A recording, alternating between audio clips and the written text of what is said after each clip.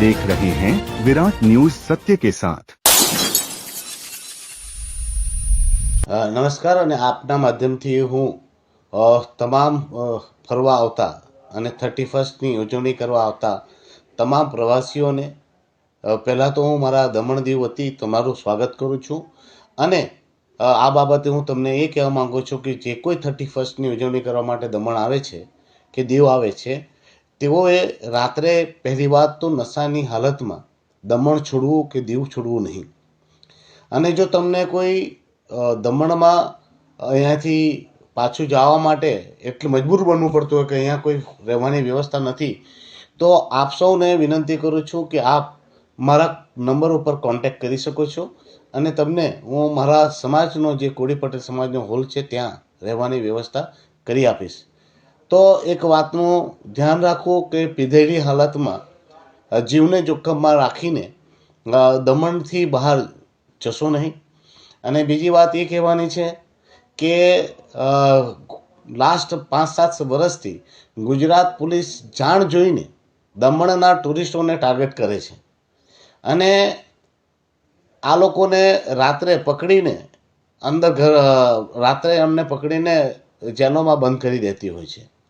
તો આ હેરાનગતિ ઘણા વર્ષોથી થઈ રહી છે જેના લીધે અમારા ટુરિઝમને અને અમારા વેપારીઓને નુકસાન થઈ રહ્યું છે।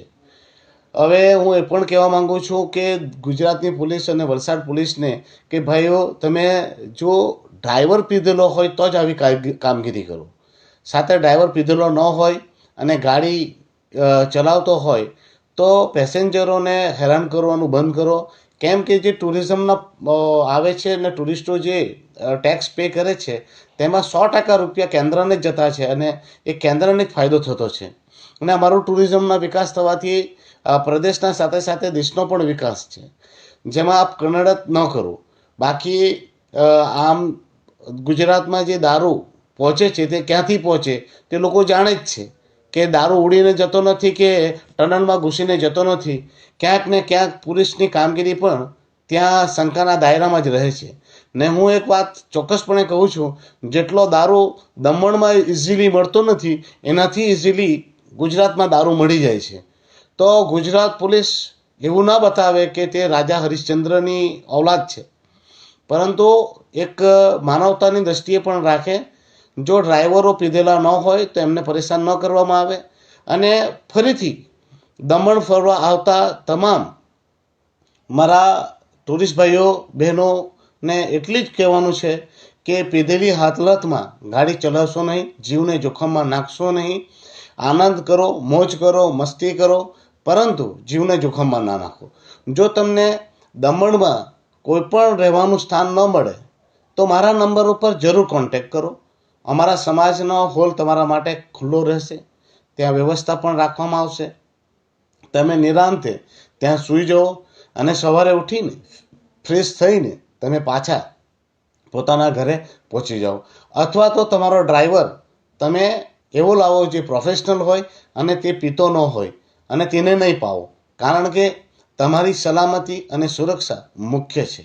દમણ દીવ વર્ષોથી પ્રવાસી સ્થળ રહ્યું છે અને વધારે પડતું હું એટલું જરૂર કહીશ કે મારા ગુજરાતના ખરેખર ગુજરાતના સુરતના લોકો દ્વારા અમારા દમણનું ટુરિઝમને ચલાવવામાં આવતું રહ્યું છે। તો આપ સૌને ફરીથી વિનંતી કરું છું કે 31માં આવો, વેલકમ છે તમારું, પરંતુ સુરક્ષિત રહો, સલામત રહો, એ પણ અમારો ઉદ્દેશ છે। બસ આટલું જ કહેવાનું।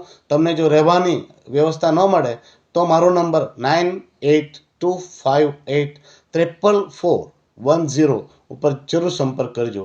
હું તમારી રહેવાની વ્યવસ્થા મારા સમાજના હોલમાં જરૂર કરી આપીશ। ધન્યવાદ।